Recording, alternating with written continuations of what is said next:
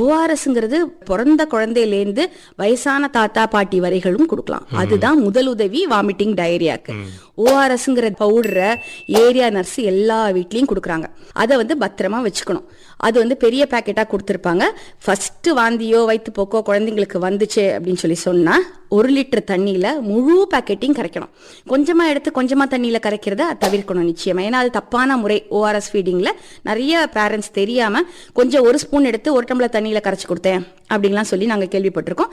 அதை தவிர்த்துக்கணும். 1 லிட்டர் தண்ணி, 1 litre water பாட்டில தண்ணி எடுத்து அந்த முழு பேக்கெட்டையும் கரைச்சு 24 மணி நேரத்துக்குள்ள கொடுக்கணும். காமனா ஓஆர்எஸ் குழந்தைங்க குடிக்க விரும்பாது. ஏன்னா கொஞ்சம் உப்பு கரிக்கும். அப்படி இருக்கும்போது ஸ்பூனை வச்சு மெதுவா சிப்பா குடிச்சு அதை பழக்கப்படுத்தினோம் அப்படின்னு சொன்னா ஓஆர்எஸ் குடிக்க வைக்கிறது பெரிய கஷ்டமே கிடையாது. ஓஆர்எஸ் தான் first eight vomiting diarrhoea. Vomiting இருந்தாலும் ஓஆர்எஸ் சிப்பா கொடுத்தா வாமிட்டிங் வராது. கண்டினியூஸ் வாமிட்டிங் சொல்றீங்களா இல்ல எப்பயாவது கண்டினியூஸா வாமிட்டிங் எடுத்தா கூட நம்ம சிப்பா கொடுக்கிற ஓஆர்எஸ் வந்து வாமிட்டிங்கை தவிர்க்கும். அது வந்து நீ அழகா ரீடைன் பண்ணும் குழந்தைங்க. ஒன்லி திங் நம்ம வந்து அதை வந்து பொறுமையா கொடுக்கணும், கவனமா கொடுக்கணும், மூச்சு திணறாத அளவுக்கு கொடுக்கணும். எந்த ஏஜ் குழந்தைங்களுக்கு இந்த ஓஆர்எஸ்ங்கிறது பிறந்த குழந்தையிலேருந்து வயசான தாத்தா பாட்டி வரைகளும் கொடுக்கலாம். அதுதான் முதலுதவி வாமிட்டிங் டயரியாக்கு. ஓஆர்எஸ் குடிச்சா நிச்சயமா நீர் சத்து குறைஞ்சு ஹாஸ்பிட்டல்ல போய் ஃப்ளூயிட் போடுற அளவுக்கு எல்லாம் போகவே போகாது. ஓஆர்எஸ் குடிக்காம இருக்கிற குழந்தைங்க தான் ப்ராப்ளம்லயே வரும். எப்ப ஓஆர்எஸ் குடிக்க வைக்க முடியல அப்படின்னா நமக்கு அதுக்கு கெப்பாசிட்டி இல்ல.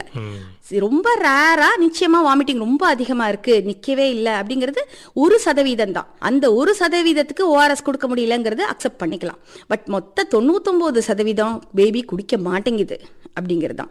குடிக்க மாட்டேங்குது அப்படின்னா அதை பழக்கப்படுத்தணும். வெறும் தண்ணியை பக்கத்திலேயே வச்சுக்கிட்டு ஓஆர்எஸையும் வச்சோம்னா நிச்சயமா ஓஆர்எஸ் குடிக்காது. வெறும் தண்ணியை கேட்டாலும் கொடுக்க கூடாது. அந்த டைம்ல வெறும் ஓஆர்எஸ் மட்டும்தான் தாகத்துக்கு இருக்குமா அப்படின்னு நம்ம கம்பல்சரியா சொன்னோம்னா தாகத்தை தவிர்க்கிறதுக்காக நிச்சயமா அதை குடிக்க பழகிடுவாங்க. இப்ப நாங்கெல்லாம் பாக்குற பேஷண்ட்ஸ் எப்படி இருப்பாங்கன்னா முதல் நாள் குடிக்க மாட்டாங்க. 2வது நாள் வந்து ஓஆர்எஸ் தவிர நாங்க தண்ணியே கொடுக்காதீங்கன்னு சொல்லுவோம். தாகம் அதிகமா இருக்கும், நீர் சத்து கம்மியா இருக்கிறதுனால வேற வழியே இல்லாம குடிப்பாங்க. நல்லான பிறகும் நீங்க ஓஆர்எஸ் நிப்பாட்டிடுங்கன்னு சொன்னா இல்ல குழந்தைங்க நல்லா பிடிச்சிருக்கு குடிக்குதுன்னு அப்படி அளவுக்கு பழகிடுவாங்க. சோ பழக்கம் தான் காரணம்.